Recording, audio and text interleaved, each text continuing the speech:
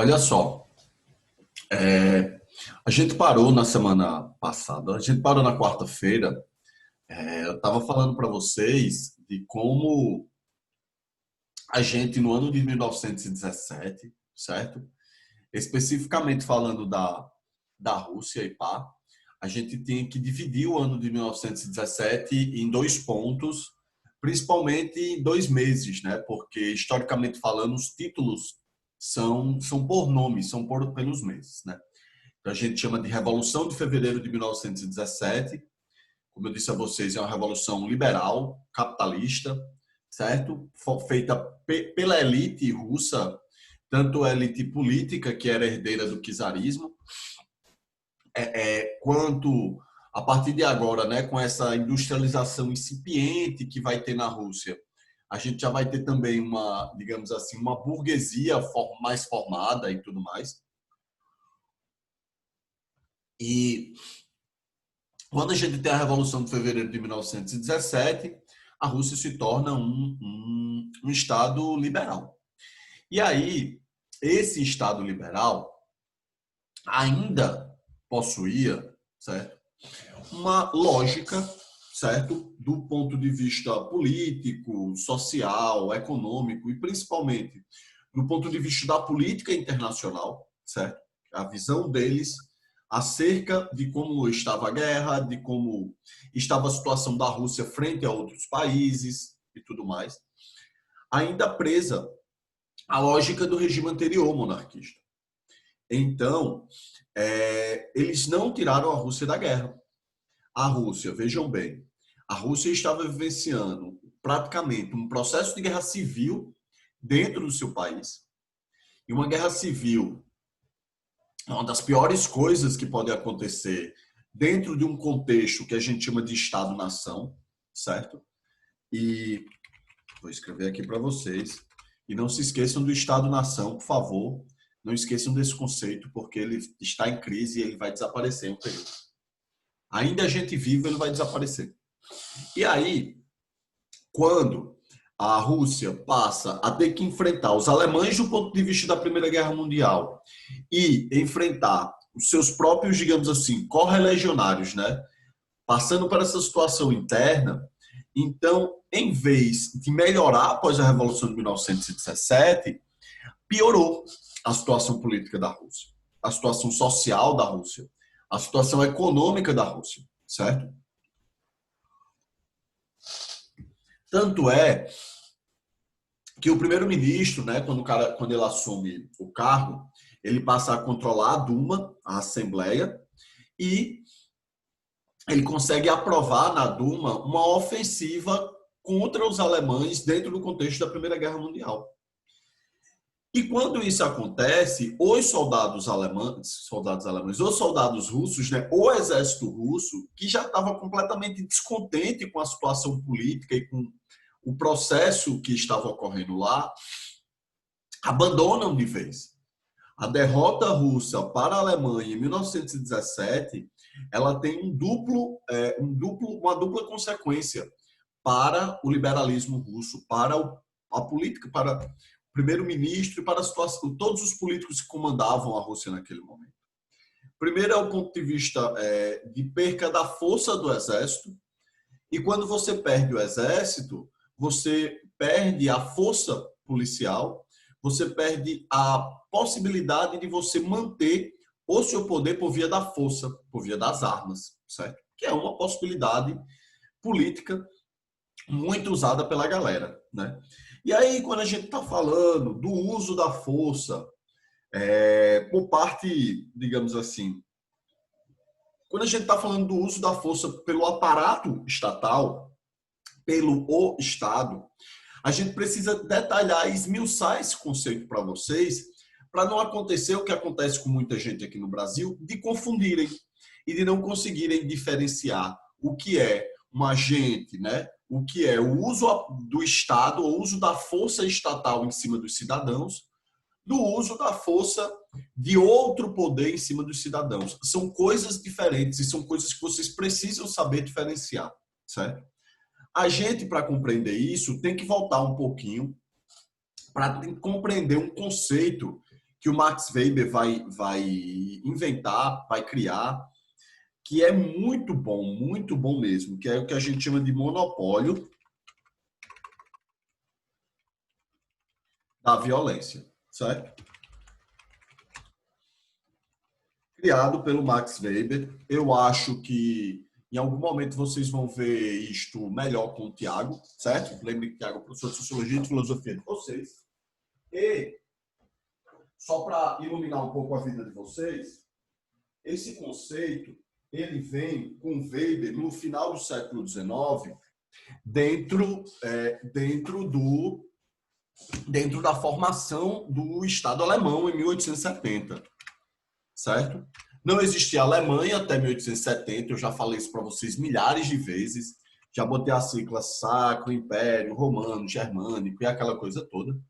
E aí o Max Weber, como filho do seu tempo, ele vai ver o Estado-nação alemão se formando e vai passar a desenvolver conceitos e ideias que se adequem a essa nova realidade que estava rolando lá. E como para os prussianos, né, a força militar era essencial para garantir a conquista do território e manter a posse deles, o Weber ele vai mostrar, ele vai desenvolver isso, ele vai dizer, olha, quando o cidadão nasce, certo? Para além do contrato social que ele faz naturalmente, e aí lembrando lá do Hobbes, do John Locke, aquela galera do iluminismo, existe um contrato social específico que as pessoas têm e que geralmente não se fala ou não se acorda, que é o monopólio da violência. Quando a gente nasce e passa a fazer parte daquela sociedade, nós assinamos um contrato em que a gente cede para o Estado o direito e o poder de exercer essa violência. Não sei se vocês estão me entendendo, mas se não estiverem, falem, certo? E aí o que é que acontece? Quando a gente faz isso, o Estado passa a ser o único ente, a única instituição dentro daquele território com o direito legítimo de exercer aquele tipo de violência. Quando a gente fala de violência, não é a violência de você ver um policial quebrando um moleque no meio da rua, não. Ou você pegando um PM, um guarda municipal, um policial civil, um policial, ou o que quer que seja batendo em alguém, não. Não é isso que o monopólio da violência fala, ok? O monopólio da violência fala que cabe e é direito do Estado para que, caso algum cidadão cometa algo que desvie do padrão daquele Estado, ele pode ser, por exemplo, retido, ter o seu direito à liberdade individual de andar, cerceado. Ou, temporariamente, diante de alguma circunstância, por exemplo, uma guerra, ou uma pandemia, por exemplo, pode pôr o toque de recolher e dizer, olha, de tal hora a tal hora as pessoas não podem andar no meio da rua por causa disso. Isso é que o Max Weber fala do monopólio da violência, certo? No entanto, o que muitos dos agentes públicos fazem, né, na prática, quando exercem esse direito legítimo, né, do monopólio da violência, é violência propriamente dita. Então, quando a gente vê situações específicas, como a gente presencia cotidianamente, né, nos noticiários, do uso, como é que eu falaria? Do uso excessivo da força policial para dirimir determinadas situações, isso não é um monopólio da violência, certo, pessoal? Isso é um crime. Isso é um crime. Porque do ponto de vista legal, e aí todo mundo tem que seguir do ponto de vista constitucional, aquilo lá, o policial, ou o agente de segurança, ou agente público não pode fazer aquilo, certo? Se ele faz aquilo, ele não está exercendo o monopólio da violência. Ele está cometendo um crime, ok? E o crime cometido por um agente público, ele é muito mais grave do que o cometido por um não agente público, por um bandido, por exemplo. Porque o próprio conceito e a própria definição do ladrão e do bandido leva a isso, certo? Ele está à margem da sociedade. no momento em que ele comete aquilo. E é por isso que, por ele não ser um agente público e tudo mais, e tudo mais, e tudo mais, ele vai ser preso, etc, etc, etc. Mas quando estamos falando de um agente público fazendo isso, a coisa fica muito pior. Porque você estudou, passou no concurso, certo? Recebeu aula, recebeu formação, você é remunerado por nós, em troca do salário. Então, sob nenhum aspecto, aquele agente público tem o direito de exercer esse tipo de coisa, certo? Então, quando um agente público comete isso, é muito pior do que um bandido. Porque o bandido está fazendo aquilo premeditadamente, sabendo que ele está à margem dentro daquela situação. O agente de segurança faz isso em nome do Estado. E muitas das vezes ele nem vai ser, digamos assim, punido por aquilo, justamente por estar fazendo aquilo em nome do Estado. E dizer, não, ó, não sou bandido não, eu sou fulano de tal, estou fazendo isso aqui porque eu tenho um título aqui. E aí a gente vê, né, o famoso você sabe com quem está falando, por exemplo, acontecendo. Seja pelos policiais, seja pelo desembargador, seja pelo juiz, etc, etc. O fato é que quando aquele político, aquele governo, ele perde isso, acabou-se, meu irmão. Quando ele perde isso, há um problema gigantesco, há um problema absurdo nas mãos dele, que é o que vai acontecer com os liberais russos entre fevereiro e outubro de 1917. Eles vão perder este monopólio da violência. E é isso, e a partir desses meses, né, entre o fevereiro e outubro de 1917, depois eu vou mandar o trecho do livro do Trotsky que eu estava falando para vocês, é quando os soviéticos e os camponeses começam a entrar nos grandes latifúndios dos senhores, da elite russa, para tomar de conta. É como se a gente tivesse vendo o tecido social, o tecido político e o próprio Estado russo se esfarelando.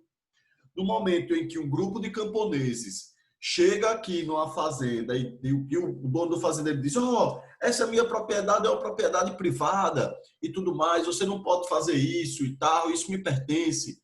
E o grupo de camponeses disse, isso não pertence a você, isso pertence à coletividade. E começa a fazer aquilo, você vê que há uma crise estatal acontecendo.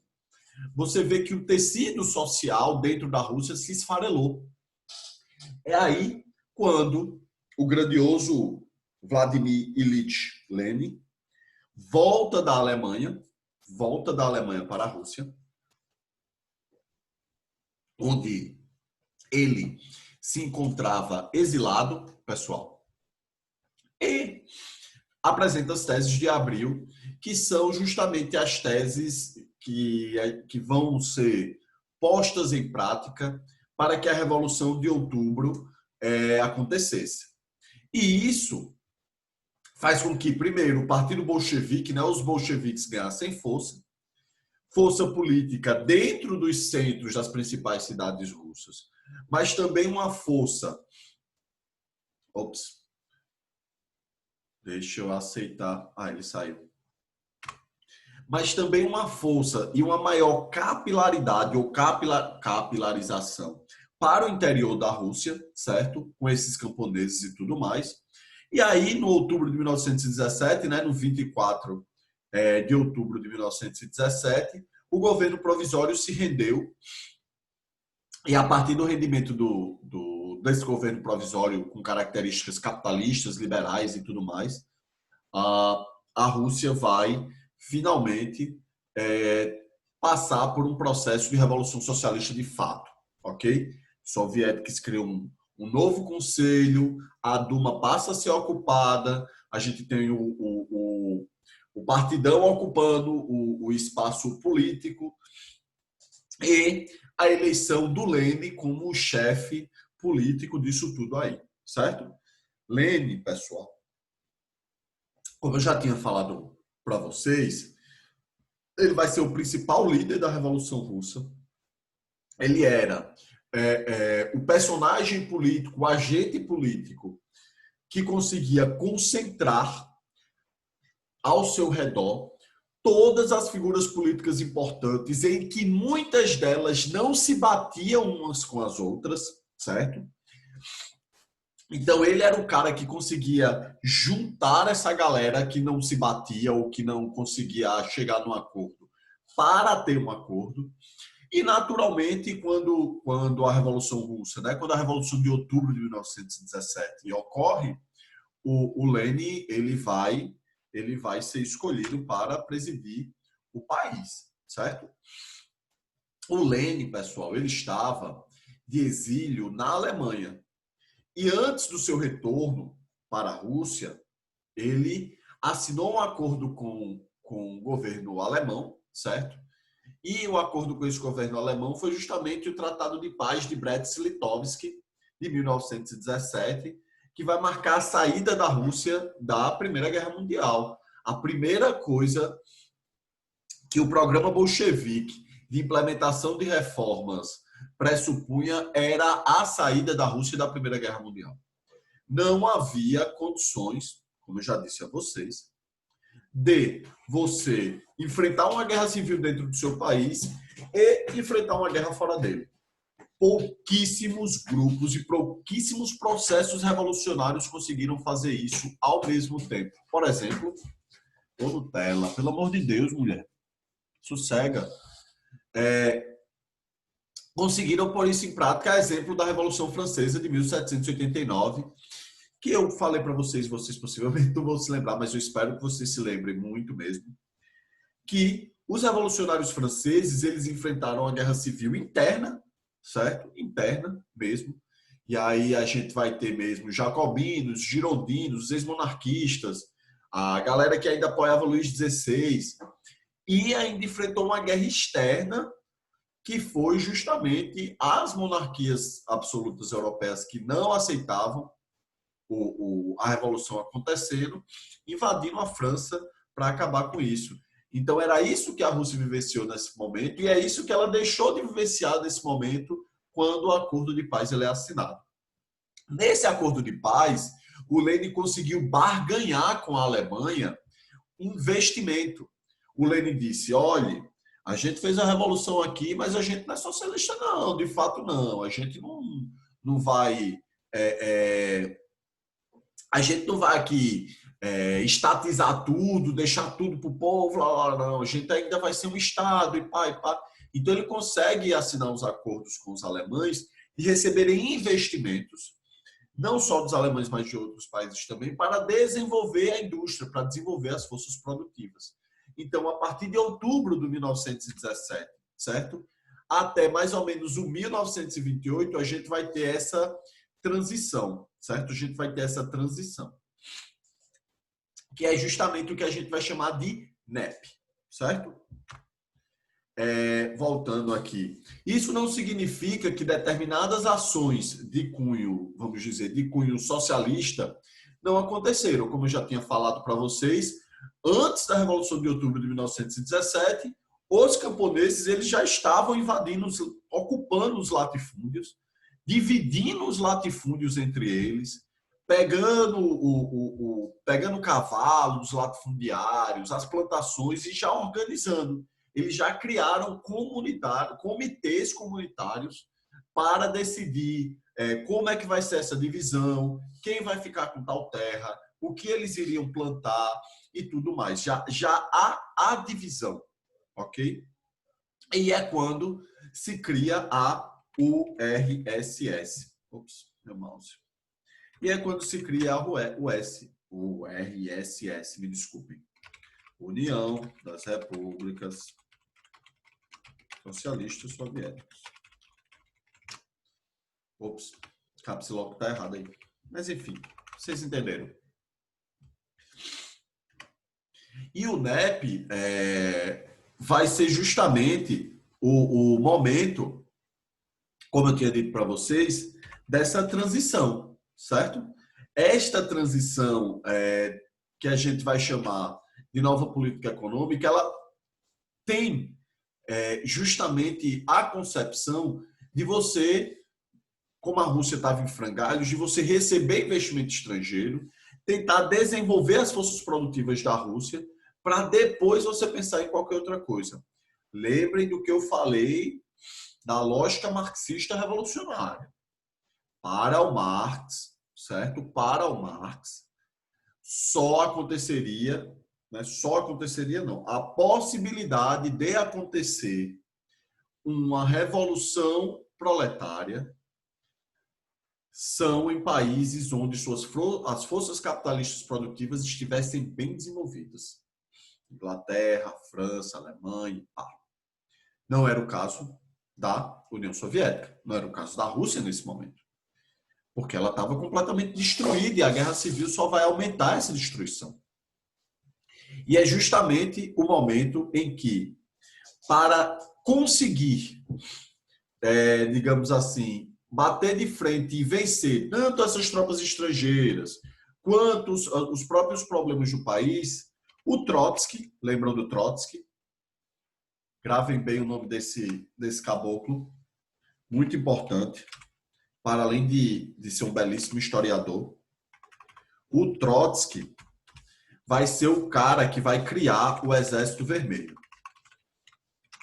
Guardem também o nome do Exército Vermelho, porque, como eu já disse a vocês, é o Exército Vermelho que vai vencer Hitler. E é o Exército Vermelho que vai primeiro chegar lá em Berlim, no final da Segunda Guerra Mundial. O Trotsky cria, treina e melhora o Exército Vermelho. E é esse Exército Vermelho que vai conseguir manter e desenvolver o monopólio da violência para os soviéticos, para o Lenin, para o partido bolchevique, para quem estava no comando. Ou seja, os liberais em 1917 perderam esse monopólio da violência por força estatal, né? E essa força estatal do monopólio da violência, ela deixou de existir, deixou de estar na mão dessa galera e ficou fragmentada para todo mundo. E o que é que o Exército Vermelho, o que é que o Lenin, o que é que o Partido Bolchevique vai fazer? Reconstruir esse monopólio da violência na mão do Estado. E aí, quando eles conseguem reconstruir esse monopólio da violência na mão do Estado, eles passam a ter força e eles passam a conseguir fazer aquilo que eles desejavam.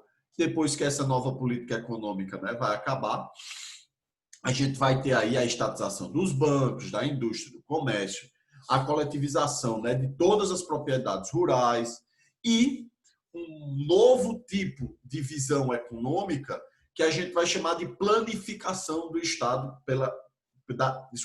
da planificação da economia pelo Estado, ok? Como é que funcionava? É o que a gente chamava de planos quinquenais. A cada 5 anos, o Estado russo se unia e planejava as ações políticas e econômicas dos próximos 5 anos, certo? Então, esse plano quinquenal dizia, por A mais B, onde o Estado russo, certo? E agora o Estado russo passa a ser dono de tudo, lembrem disso, né? A gente está vivendo um processo de estatização. E para quem não sabe o que é estatização, é quando você pega algo que é privado e transforma em público. É o inverso da privatização, certo? É o inverso da privatização. Então, agora que está tudo estatizado e tudo pertence ao governo russo, tudo pertence, teoricamente, era para pertencer à população russa, o plano quinquenal vai, na verdade, decidir tudo. Exatamente tudo do ponto de vista econômico daquele país, certo? Então, de 1928 até 1989, até o fim da União Soviética, a gente vai ter a cada 5 anos esses planos quinquenais sendo postos em prática. Então, chegava nos próximos 5 anos, o que é que a gente precisa desenvolver? Ah, nossa indústria de base continua ruim, bora investir na indústria de base. Ah, a gente precisa aí de locomoção para o papel galera, bora investir em carro. Oh, a gente agora está na Guerra Fria, a gente precisa criar arma, desenvolver arma contra os Estados Unidos. Plano quinquenal para desenvolver isso. Ah, nós estamos agora na corrida aeroespacial contra os Estados Unidos, bora ver quem é que vai dominar o espaço primeiro. Plano quinquenal para isso, certo? Então, a economia da União Soviética ela vai ser o que a gente chama de planificada. E essa planificação é justamente isso, a organização de todo o empreendimento da economia russa pelo Estado a cada 5 anos. Espero que vocês tenham entendido. Tem alguma dúvida por enquanto, pessoas? Alguma dúvida por enquanto? Ah, meu nariz. Acho que até meu vizinho está escutando de tão alto que eu estou falando. Acho que meu vizinho, sem querer, está assistindo minha aula. Olha só. A gente vai ter também, dentro dessa arrancada desenvolvimentista, isso é um milagre, certo? É um milagre. Se a galera chama o milagre econômico brasileiro de milagre econômico brasileiro, vocês não têm noção do que foi o desenvolvimento econômico da Rússia entre 1928 até a entrada da Rússia na Segunda Guerra Mundial, certo? A Rússia vai sair de 1928 de um país semifeudal, agrário, completamente atrasado dentro do contexto econômico da Europa no período, para uma potência absurda. Uma potência tão grande capaz de rivalizar com a maior potência capitalista daquela época, que vai ser, quer dizer, da época hoje também, que vai ser os Estados Unidos, certo? Então, dentro desse processo da arrancada desenvolvimentista, a gente vai ter o desenvolvimento das indústrias de base, algo que, inclusive, eu acho que o Egito já falou para vocês quando falam de Era Vargas, né? Porque o Vargas ele vai justamente fazer isso aqui no Brasil. O Brasil não tinha indústria, o Brasil tinha industrialização incipiente. E aí, para você conseguir manter uma indústria, para você conseguir criar uma indústria, você primeiro necessita criar de uma indústria que a gente chama de indústria de base, que é a indústria. Ruth, é para me enviar para o WhatsApp ou para o meu e-mail, certo? Pode ser até o final do dia. Deixa eu escrever meu e-mail aqui para vocês. Estou com um novo e-mail. Meu e-mail não é mais NightWishJP. Eu não posso mais ter esse e-mail, porque Nightwish é uma banda da Finlândia. E aí é muito... Ou tá privado. Deixa eu botar para todo mundo aqui.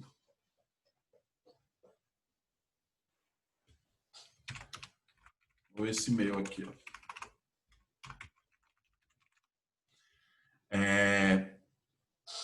Voltando. E aí, sem a indústria de base, indústria de metalurgia, de ferro, indústria petroquímica, indústria de criação de máquinas para outras indústrias, né? Sem essa indústria de base, não tem capital que desenvolva, não tem país que se desenvolva. Então, o foco da União Soviética nesse período vai ser justamente o desenvolvimento da indústria de base e de bens de capital, certo? Também no plano do campo, a gente vai ter uma modernização absurda do campo russo, certo? Que, que era secular os problemas, que quer dizer, era mais que secular, né? Durava quase 400 anos os problemas agrários da economia russa.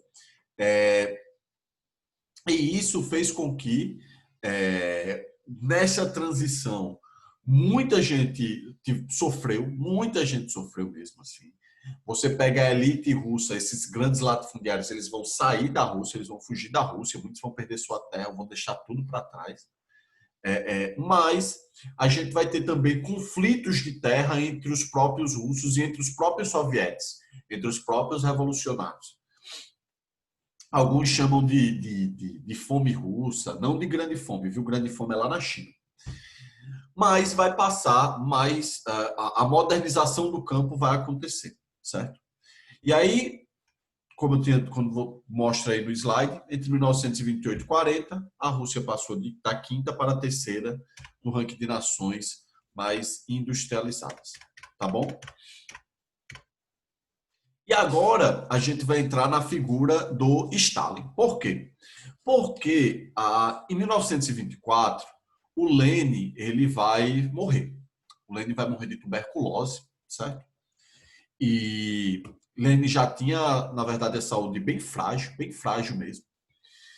Ele nunca foi um cara da saúde mais em dia possível. E ele já sabendo disso, não só ele, mas grande parte da burocracia do partido sabia também dessa fragilidade de saúde do Lenin e que a qualquer momento poderia acontecer o que vai acontecer em 1924, da morte do Lenin. Isso vai criar uma disputa. Que disputa é essa? Quem vai ser o novo chefe do Partido Comunista? Quem vai ser o novo governante, de fato, da União Soviética, certo? A União Soviética agora vai deixar de ser um país pluripartidário, ou seja, de ter mais de um partido, eles só vão ter um partido, que é o Partido Bolchevique. E é esse Partido Bolchevique agora que vai controlar a Duma, que vai controlar a Assembleia. Então, como é que funcionava, certo? Existia o dirigente, ou o secretário-geral do partido. Esse secretário-geral do partido era uma das pessoas mais influentes para escolher cargos, seja os cargos públicos para ocupar, seja os cargos políticos para ocupar na Duma. Tudo bem? E na Duma era decidido o que é que o governo iria fazer, certo? Então era nessa assembleia que a galera tomava as decisões que iriam ser postas em práticas pelo Estado, certo? E aí o governo já estava um pouco separado do partido. Como assim? Duma, Assembleia, para vocês saberem a diferenciação. Partido é o partido mesmo, partido político. E a outra coisa é o governo, certo? E aí funcionava da seguinte maneira: o partido iria decidir quem seriam os membros da Assembleia e os membros da Assembleia iriam determinar o que é que o governo faria, certo? É assim que funcionava. Quando o Lenin morre, que o Lenin, além de chefe do Partido Bolchevique, também era o chefe do governo, a gente criou-se uma cisão. De um lado estava o Stalin, que ele era secretário-geral do partido, então era ele quem escolhia os cargos políticos e os cargos públicos que seriam ocupados. E do outro lado estava o Trotsky, que foi o criador do Exército Vermelho e também um dos principais chefes de governo, né, da União Soviética, justamente porque ele era chefe militar. Imagina, né, ou imaginou-se que o Trotsky ele teria capacidade e poder justamente por ter criado o Exército Vermelho e ser chefe do Exército Vermelho de impor sua vontade em cima disso. Mas não vai ser, não é o que acontece, pessoal. A disputa principal e a diferença principal na visão de mundo, ou na visão de revolução e na visão de país, na visão de Estado russo que os dois tinham, era que o Stalin desejava e esperava que a revolução ficasse só na Rússia ou que a revolução russa dentro da União Soviética primeiro se desenvolvesse muito para depois ter apoio e extensão para outros países. E o Trotsky não. O Trotsky acreditava que para a União Soviética continuar existindo, ela precisava do apoio dos outros países. Ela precisava criar uma rede de contato com outros países para que a União Soviética se mantivesse enquanto Estado socialista. Então, o Trotsky queria levar e estender a revolução para os outros países, para criar essa teia e rede de contatos, e o Stalin não queria isso. Não queria, primeiro porque ele desejava que as forças soviéticas se desenvolvessem por completo, e segundo, mas não menos importante, ele desejava que a revolução não acontecesse plenamente nos outros países para que não se criasse uma concorrência, certo? Nesse debate, como Stalin era o secretário-geral do partido e era o cara que escolhia os membros, a política venceu nesse sentido, certo? O Stalin é escolhido o chefe do partido, é escolhido o chefe do governo E quando ele vira chefe do governo, ele vai implementar uma perseguição implacável com todos aqueles que eram críticos a ele, ou todo aquele que ele não curtia ou não gostava. Eu vou parar e eu quero que vocês voltem, certo? Para a gente terminar só esse debate aqui.